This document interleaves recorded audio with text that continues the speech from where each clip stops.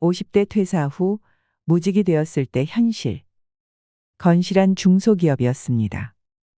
그는 그곳에 경력직으로 들어와서 이제 50대가 되었고 어느새 그곳에서도 임원이 되었습니다. 월급은 대기업 차장쯤 되는 수준이었지만 그래도 여태껏 거기까지 오른 것은 스스로 잘했다고 생각하며 살았죠. 문제는 최근 들어 회사에서 자금 압박 문제가 있었어요. 큰 거래처와 수급 문제가 있었고 게다가 조달금리 상승으로 금융비용도 압박이 심했죠. 정말 위기가 체감되어 갔습니다. 결국 워크아웃 신청이 내부적으로 확정되었던 터라 그는 그때부터 불면증에 시달렸습니다. 어차피 그의 임무는 협력업체 등 채권자에게 회사의 상황을 잘 설명하고 이해해달라는 말을 해야 할 뿐입니다. 자기 코가 석자였지만 회의에 참석하면 죄인이 된 듯 머리를 조아리다가 오는 것이 업무의 대부분이었죠. 건강까지 차츰 안 좋은 신호가 오고 그래서 정말 안 되겠다 싶어 결국 퇴사를 하게 되었습니다. 이상한 것도 없는 것이 워크아웃에 들어가면 결국 인력 조정, 인건비 감액 계획을 내야 하기에 차라리 먼저 나가는 것이 건강이나 앞으로의 준비 차원에서도 좋은 것이란 생각이었죠. 급박하긴 했지만 회사를 나오니 시달리지도 않고 조금 후련해졌습니다. 그러나 막상 아침에 일어나서 가야 할 곳이 없으니 무척 허전해졌죠. 지난 25년간 해왔던 것이라 어색했습니다. 그래서 한 6개월 동안 도서관에 출근을 하다시피 했고 맨 구석 자리는 늘 그의 자리였습니다. 이런저런 책을 읽었지만 솔직히 머리에 잘 들어오지 않더군요. 그러다 문을 닫을 때쯤 집으로 돌아갔습니다. 문제는 생각보다 빠르게 통장 잔고가 줄어갔습니다. 아들이 고등학생이라서 비용도 만만치 않았고 은행 이율도 높아가니 대출이자도 도저히 감당이 안 될 것 같았습니다. 한 세 달 후에는 생계비까지 모자랄 판이었죠. 가지고 있는 자산이라면 약간의 통장 잔고와 경기도에 있는 집 한 채, 그마저도 아직 대출이 남아 있었습니다. 답이 없었습니다. 게다가 이곳저곳 이력서를 내보았지만 기업 임원을 했어도 50대가 되니 대부분 연락이 오지 않았습니다. 점점 자신은 작아져만 갔고 이런 텅 빈 마음으로 도서관에서 계속 이렇게 지내야 하나? 어떻게 해야 하지? 정말 막노동이라도 해야 하나? 택배 자리를 찾아볼까? 무엇을 해야 할지 도저히 감이 오지 않더군요. 그리고 한탄을 하게 되더군요. 난 지금까지 정말 누구보다 열심히 살아왔는데 회사에서도 인정받고 임원까지 올랐는데 어느 것 하나 게을리한 것 없이 앞만 보고 달려왔건만 왜 내가 이런 상황밖에 되지 않는 것일까? 무엇이 잘못되었는지 냉정하게 생각해 보게 된 기간이었습니다. 사실 그것이 문제였다는 생각이 듭니다. 단지 직장에 들어가서 그곳에서 최선을 다하면 되겠지. 그러면 아마도 자연스럽게 노후는 준비되겠지. 그 막연함과 안주했던 것이 자신의 첫 번째 잘못이라 생각을 했습니다. 미지근한 냄비가 뜨겁게 달아올라가는 것을 몰랐죠. 미지근할 때가 사실 가장 온도가 좋습니다. 몸이 익을 때쯤 되어서 자각한 것이 지금 자신의 현실 같았습니다. 회사를 위해 모든 것을 바쳤지만 그 때문에 나를 소홀히 한 것이 첫 번째 잘못이었습니다. 두 번째는 미래에 대해서 생각하는 것을 겁이 나서 피했습니다. 사실 그것은 불편한 생각이죠. 얼핏 좋을 수 없겠구나라며 생각이 들다가도 어떻게든 되겠지라며 그 불편한 생각에서 도피했습니다. 사실 단 하루라도 이렇게 갑자기 퇴사할 수밖에 없는 처지에 몰리면 생계비와 자녀와 부양가족에 대한 책임, 그리고 남은 생존 기간의 비용을 계산기로 두드려보고 미리 좌절하고 충격을 받았다면 어땠을까? 지금과 같은 현실은 분명히 없었을 것입니다. 게다가 자신은 그래도 임원이었죠. 중소기업이지만 그래도 어디 가서 명함을 내밀면 깍듯하게 대해 주었죠. 그래서 이렇게 수직 낙하할 줄은 깊게 상상해 보지 못했습니다. 은퇴를 생각하면 어떻게든 되겠지라는 생각이 두 번째 실수였습니다. 혹시 저보다 젊으신 분이라면 자기 시간에는 자기를 위해서 시간을 사용하셨으면 합니다. 자신의 자산 미래에 대해서, 자신의 자산 증식에 대해서, 자신의 삶의 방식에 대해서 말이죠. 그것이 진심으로 드리는 이 현장에서, 이 현실에서 드리는 말씀입니다. 여러분, 이 글을 읽으니 어떤 마음이 드시나요? 지금 내 이야기 같아서 씁쓸하신 분들도 있을 것이고, 내 미래 같아서 내 남은 노후가 더 막막하고 두렵다는 분들도 계실 테지요. 우연히 50대 퇴사 후 무직이 되었을 때 다가온 현실이라는 영상을 시청하게 되었는데, 짧지 않은 시간 동안 숨이 막히는 기분이 들었습니다. 저도 많이 보아왔던 노후를 앞두고 있는 지인, 내 주변의 직장 선배들의 모습입니다. 물론 직장을 다니며 인생이 계획대로 척척 흘러가고 노후 준비도 든든하게 하면서 노후를 무척 잘 준비하시는 분들도 계시지만 대부분 어떻게 되겠지라는 마음으로 하루 벌어 하루 먹고 살기 바쁜 분들이 많습니다. 구체적인 미래를 그리는 것보다는 추상성이 많이 존재합니다. 그런 추상성에서는 윗분과 같은 케이스는 언제라도 올 수 있는 우리의 미래라 생각합니다. 저도 많이 보아왔던 바입니다. 그래서 시니어 연구소 채널에서는 50대, 60대에 꼭 알아야 할 인생 조언을 들려드립니다. 영상이 마음에 드신다면 구독, 좋아요, 알림 설정 부탁드립니다. 80세가 넘으면 누구나 이렇게 됩니다. 연봉을 2억 넘게 받던 대기업 임원의 충격적인 노후도 함께 들으시면 좋겠습니다. 여러분은 나이가 들어도 몸 관리만 잘하면 건강한 노후를 맞이할 수 있다고 생각하시나요? 60대, 70대까지만 해도 그렇게 생각하고 자신의 몸을 돌보지 않았지만 80세가 되면 누구나 이렇게 된다고 합니다. 나이 80이 넘어가면 이제는 운동을 해도 소용없고 몸에 좋다는 보약을 챙겨 먹어도 전부 다 부질 없다는 걸 알게 되는 것입니다. 오래 사는 것이 좋은 것이 아니라 몸과 정신을 건강하게 유지하여 주위 사람에게 피해 주지 않고 깨끗하게 살다 2, 3일 앓다가 죽고 싶습니다. 그것이 내 마지막 소원입니다. 조용히 살다가 잘 죽는 게 내가 바라는 유일한 행복입니다. 이는 어느 80대 노인이 남겨주신 말씀입니다. 여러분도 이 말에 동의하시나요? 아무리 기대 수명이 늘었다고 해도 평균 수명까지 열심히 건강하게 살고 자식들이 약간 아쉬워할 때 스스로의 장례 비용을 준비해두고 아이들한테 작은 선물도 하나씩 줄 수 있게 해두고 밤새 안녕하며 하늘나라를 갈 수 있기를 바라고 있진 않으신가요? 하지만 이런 소망은 마음처럼 잘 되지는 않습니다. 대한노인학회 따르면 우리나라 노인은 생애 마지막 17.5년 동안을 질병으로 고통받는다고 합니다. 그 누구든 아픈 몸으로 오래 살고 싶은 사람은 아마 없을 것입니다. 굳이 질병이 아니더라도 80세가 넘어가면서부터는 요리의 간을 맞추기도 어려워지고 심지어 리모컨을 들기조차 어려울 정도로 기력이 빠지는 등의 노화를 피할 수 없게 됩니다. 나이가 든다고 해서 건강 관리만이 정답인 것도 아닙니다. 은퇴 후에 밀려오는 우울증을 겪는 분들도 상당히 많고, 만약 은퇴 후에 침대나 소파에 누워있는 생활만 반복하게 되면 80세가 넘어서는 정말 누워서만 생활하게 되는 상황을 피할 수 없게 될 수 있습니다. 여기 과거에 대기업을 다니며 사회적 지위를 누렸던 80대 최 씨 할아버지가 계십니다. 최 씨는 남들이 부러워하는 대기업에 취직해 퇴직 전에는 2억에 가까운 연봉을 받으며 생활했습니다. 하지만 회사 일은 바빴고 자식과 시간을 보내는 것이나 재테크 등에는 별로 신경을 쓰지 못했습니다. 최 씨는 경제관리와 자식들의 교육 등을 아내에게 전부 맡겼습니다. 하지만 아내는 그리 검소한 성격이 아니었습니다. 최 씨와 아내는 사회적 위치가 있다 보니 자식들을 최고로 교육시켜야 했고 그에 맞는 생활을 원했습니다. 자식 교육비의 보험, 차 유지비는 물론 부부가 한우와 과일 같은 비싼 식재료를 좋아하고 외식도 즐겨 했습니다.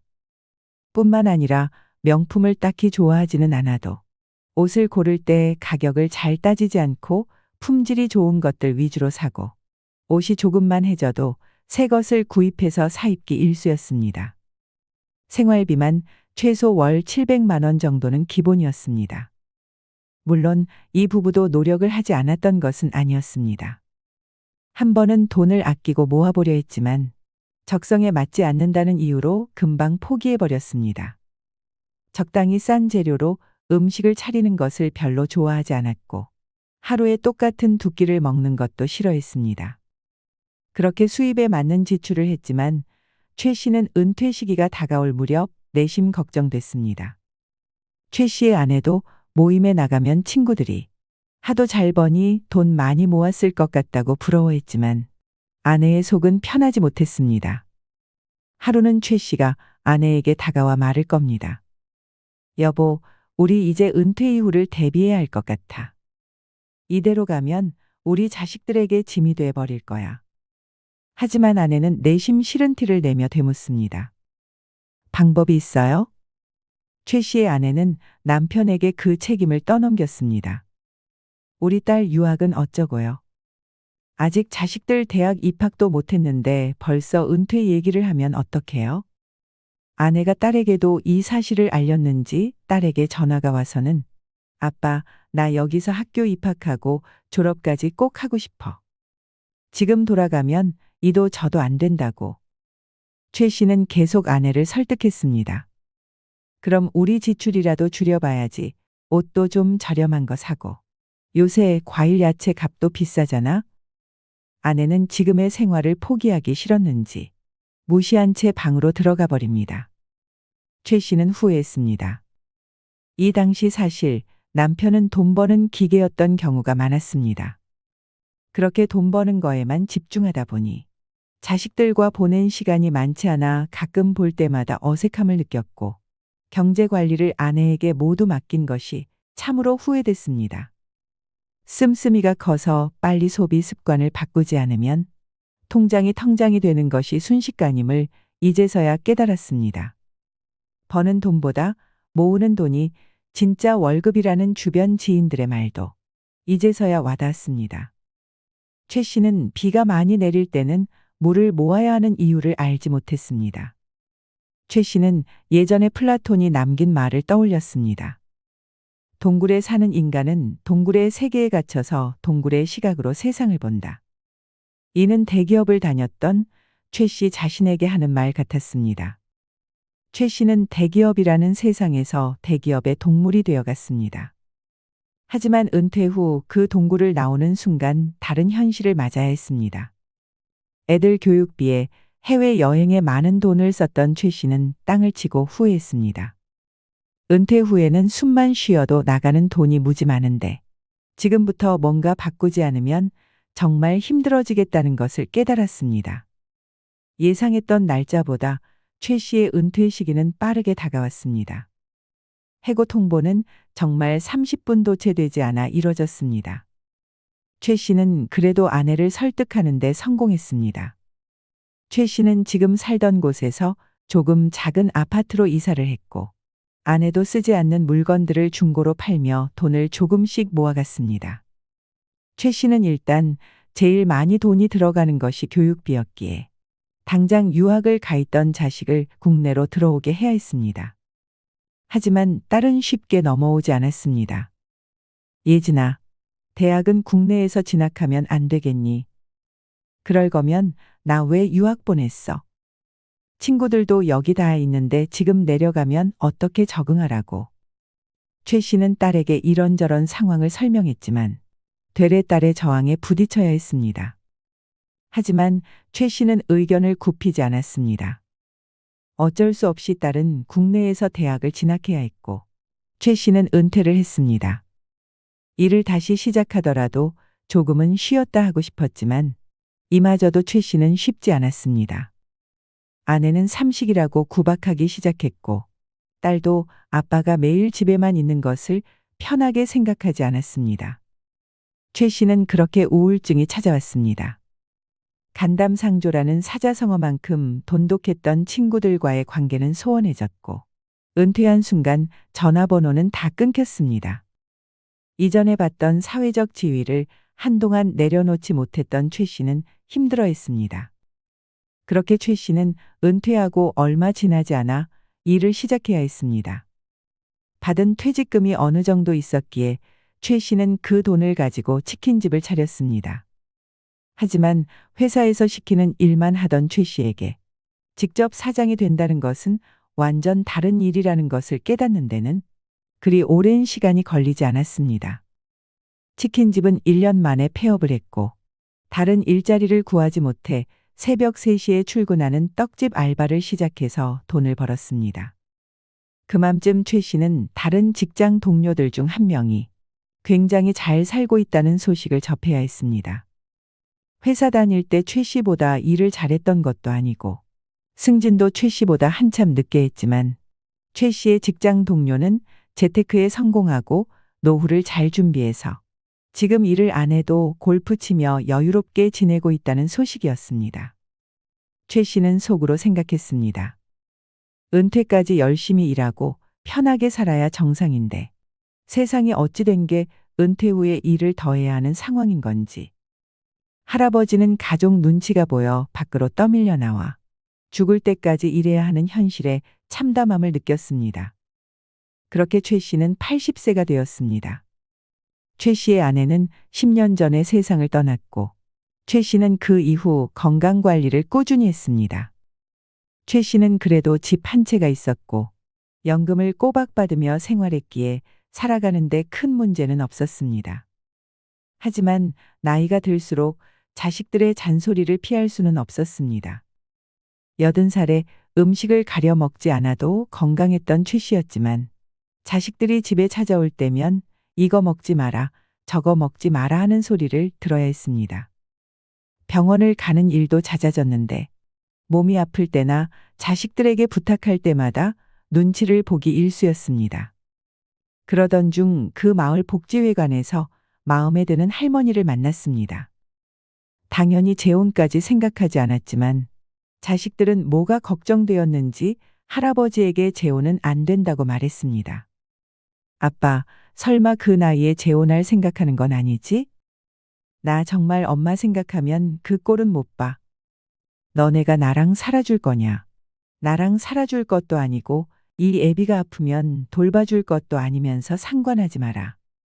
아빠, 원래 그 나이 되면 요양원 가서 지내는 것도 괜찮지. 요새는 다 요양원으로 간다고. 요양원은 죽어도 싫다, 이놈들아. 그쪽 자식들도 있으면 족보도 복잡해지고. 아무튼 재혼은 아니야. 재산 때문에 그러는 건 아니고. 자식들은 찔렸는지 한참을 침묵했습니다. 나이 들면 자식들은 자기의 이익에 따라 부모를 대한다는 말이 이 말이었구나 하고 최 씨는 알게 됐습니다. 아무것도 받을 게 없었다면 자신이 어떻게 하든 신경을 썼을까 하는 씁쓸한 생각이 들었습니다. 이런 최 씨 할아버지의 마음을 누가 알아줄까요? 요즘 시대는 바야흐로 100세 시대. 시대가 빠르게 변하고 있습니다. 젊은 시절은 변함이 없는데 노후만 길어졌습니다. 물론 100세 시대라고 해서 누구나 100세까지 살지는 않습니다. 현재 우리나라의 노인 평균 수명은 80세 초반에서 중반을 웃돌고 있는데 문제는 80세가 넘어가면서부터 급격한 변화가 몰려옵니다. 80세는 잦은 컨디션 난조에 팔에 힘이 빠져 물건조차 들지 못하며 심지어 리모컨조차 어디에 두었는지 기억나지 않습니다. 그리고 배우자나 가까운 사람의 죽음으로 하루아침에 고독과 절망에 사로잡히는 등 순식간에 생로병사의 거대한 벽이 거친 파도처럼 덮쳐올 것입니다. 그래서 뒤늦게 후회를 해보지만 80세부터의 우리 몸은 관리를 해도 좀처럼 회복이 되지 않습니다. 그래서 80세 이전의 몸 관리와 마음 관리는 너무나도 중요하지만 우리는 이 중요성에 대해 잘 알지 못합니다. 60대, 늦어도 70대부터 관리를 못하면 노년의 생활은 말 그대로 지옥이 될 수도 있습니다. 은퇴 전과 은퇴 후는 아예 다른 삶이 시작됩니다. 퇴직한 분들이 가장 먼저 해야 할 일은 내려놓는 것이라고 합니다. 이전의 사회적 지위는 모두 내려놓고 지금 당장 할 수 있는 일이나 취미를 찾는 것이 좋다고 합니다. 앞서도 얘기했듯 60대, 70대에 아무것도 안 한다면 80대가 되었을 때 정말 아무것도 못하게 되는 몸 상태가 될 수 있습니다. 그렇다면 우리는 은퇴 후 80대가 되기 전까지, 그리고 80 이후에 어떤 점을 주의해야 할까요? 첫 번째는 치아 관리입니다. 전문가들은 100세까지 뜯고 맛보려면 80세에 자연 치아 20개는 있어야 된다고 합니다. 치아 개수를 보면 기대 수명이 보인다고 합니다. 40대는 평균 27.6개의 치아가 남아있는데 치아 1개가 빠지면 사망률이 2% 증가한다고 합니다. 이렇게 치아를 건강하게 유지하여 음식물을 씹는 행위만으로 심장병, 뇌졸중, 치매까지 예방하는 효과가 있습니다. 임플란트를 하시는 분들이 많지만 임플란트는 자연 치아를 대신하는 데에는 한계가 있다고 합니다. 고려대 권종진 교수님은 치아 건강이 노인 건강에 직결된다고 말씀하셨습니다. 음식물을 씹으면 그때 나오는 침이 소화 작용을 도와주고 위와 장 등의 소화기관에 관련하여 각종 질병을 예방하는 항산화제의 역할을 하기 때문입니다. 실제 연구 결과를 보면 치아가 9개 이하인 노인은 치아를 20개 이상 가지고 활발히 음식물을 씹어먹는 노인보다 치매가 발병할 확률이 무려 81% 높았다고 합니다.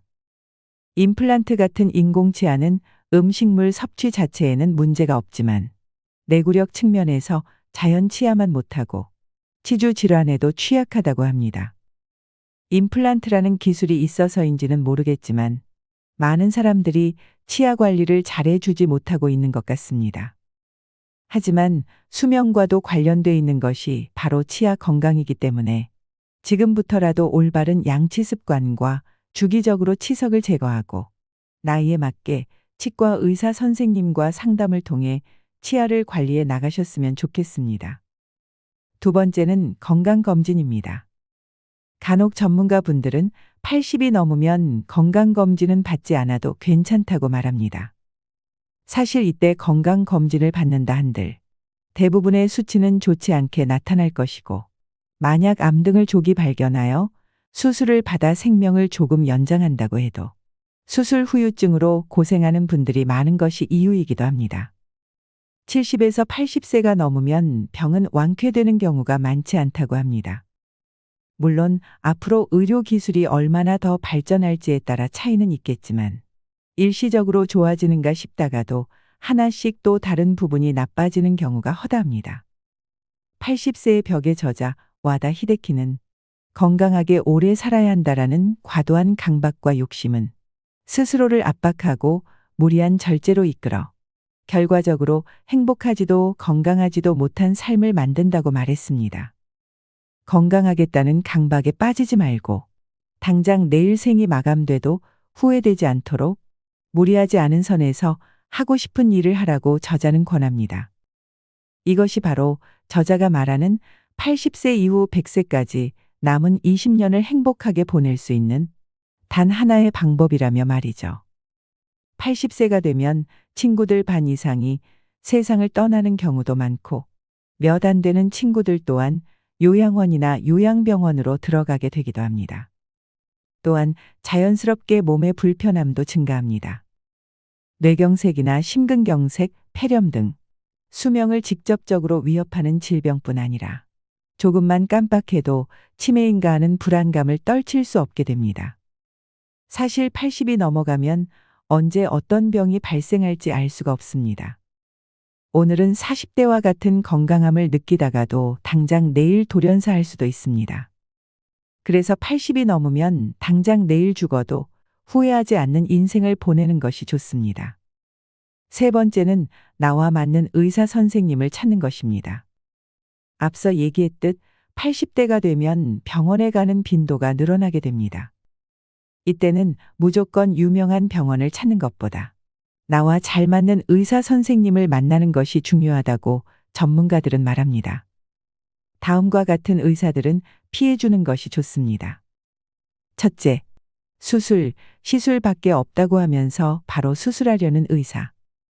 둘째, 삶의 질은 안중에도 없고 수치만 강조하는 의사. 셋째, 약 처방을 강하게 하는 의사입니다.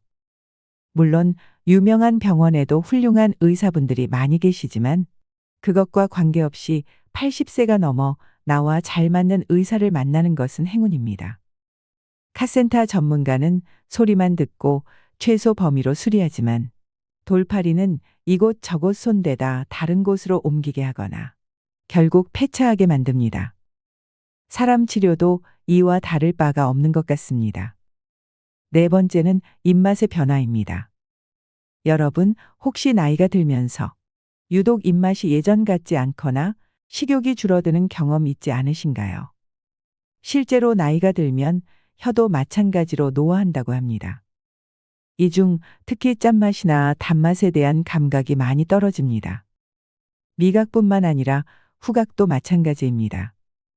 80세 이상의 80%는 젊었을 때 후각 기능의 10%밖에 남아있지 않다는 연구 결과가 있을 정도입니다.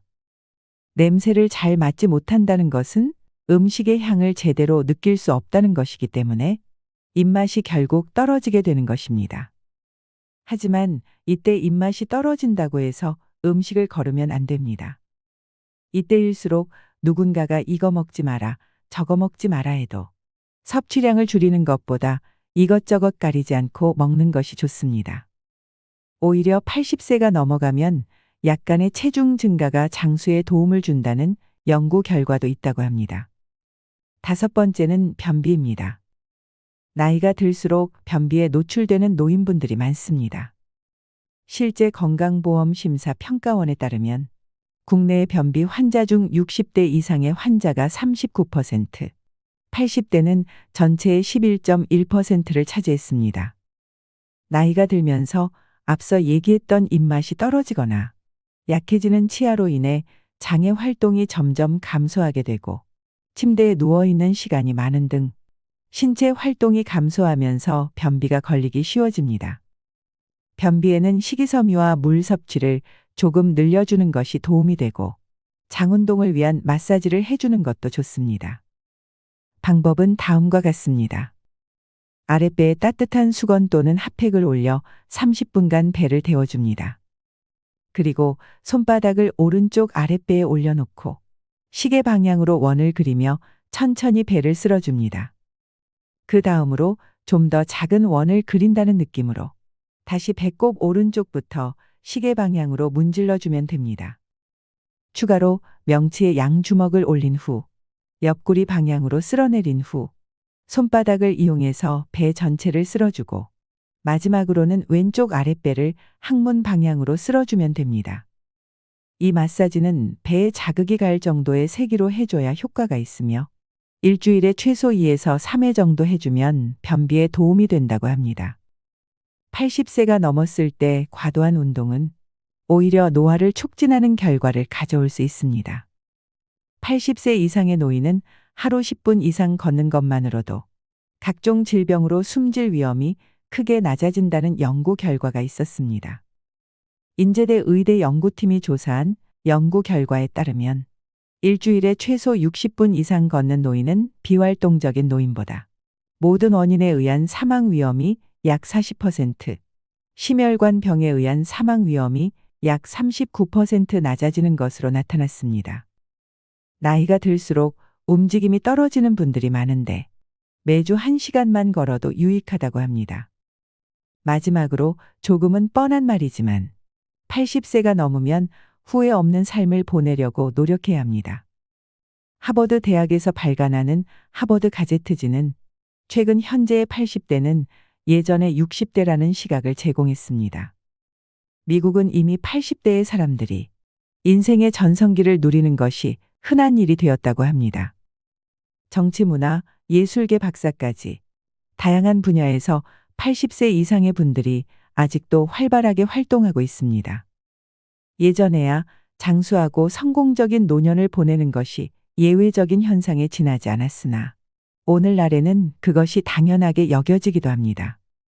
여러분, 아직도 너무나도 젊기 때문에 하지 못할 일은 없다고 생각합니다. 후회 없는 삶을 위해 여러분이 이제껏 생각에만 그쳤던 것들, 사소한 것들이라도 좋으니 조금씩이라도 도전해 보셨으면 좋겠습니다. 어떤 82세 노인분은 다음과 같은 글을 남겨주셨습니다. 살아보니 희망이 별거 아니더라고요. 그냥 그날 잘 살면 그게 희망입니다. 크게 욕심 부리지 않으면 절망은 없습니다. 젊은 사람들은 욕심 부리다 인생 헛되이 보내지 마세요. 60세는 금세 오고 그때는 이미 학벌도 명예도 쓸모 없어지기 시작합니다. 더욱이 아무것도 정말 아무것도 쓸모 없어지는 80세는 더 빠르게 옵니다. 다만 생활에 지장 없을 정도의 재물과 건강만 있으면 됩니다. 결론은 건강입니다. 물론 나는 금년 82세로 삭신도 쑤시고 힘든 일은 오래 못해도 일상생활에 큰 지장은 없으니 그것으로 족합니다. 우리는 언젠가 80세가 될 것입니다. 80세가 되면 나타나는 변화들을 한 살이라도 젊을 때 미리미리 대비해 보는 것은 어떨까요? 이상으로 시니어를 위한 모든 것, 시니어 연구소였습니다.